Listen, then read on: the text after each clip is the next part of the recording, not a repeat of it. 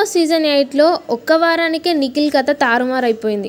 అసలు హౌస్లోకి అడుగుపెట్టిన మొదటి 2 రోజులు అయితే కెప్టెన్ అనే బ్యాడ్జ్ హోదా లేదన్న మాటే కానీ అన్నీ తానే అన్నట్లుగా బిహేవ్ చేశాడు నిఖిల్. అందరితోనూ కలిసిపోతూ అందరినీ ముందుకు తీసుకెళ్తూ లీడర్షిప్ క్వాలిటీస్ తనలో పుష్కలంగా ఉన్నాయంటూ చూపించాడు. కానీ సరిగ్గా వారం గడిచిందో లేదో నిఖిల్ కథ మొత్తం మారిపోయింది.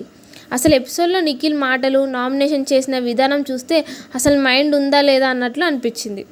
ఇక తన రెండో నామినేషన్ పృథ్వీకి వేస్తూ నిఖిల్ అసలు సరైన రీజనే చెప్పలేకపోయాడు. నువ్వు హౌస్లో పని చేయలేదు, ఇంకా ఇంప్రూవ్ అవ్వాలంటూ నిఖిల్ అన్నాడు. దీనికి పృథ్వీ గట్టిగా తగులుకున్నాడు.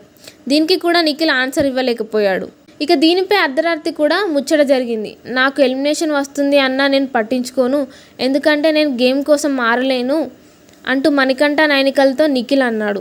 దీనికి పెచ్చిలేసిన మీ ఇద్దరికి టాప్ 10లో చూస్తున్నా నేను అంటూ మణికంఠ క్లాస్ పీకాడు. రే నిఖిల్ అనే క్యారెక్టర్ ఇలా అని తెలిసినోడు ఎవడు, వీడు గేమ్ షో కోసం ఫేక్ చేశాడని అనుకోకూడదు. అలా అనుకునే సిచ్యువేషన్ వచ్చేదానికన్నా ఎలిమినేట్ అయిపోవడమే కరెక్ట్.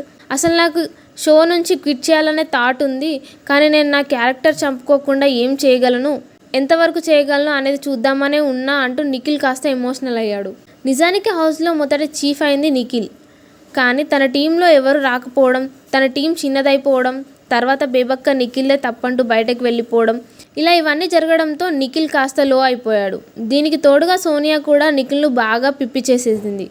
ఈ దెబ్బతో టైటిల్ రేసులో ఉండాల్సినోడు బయటకు వచ్చేస్తా అంటూ పాతాళానికి పడిపోయాడు.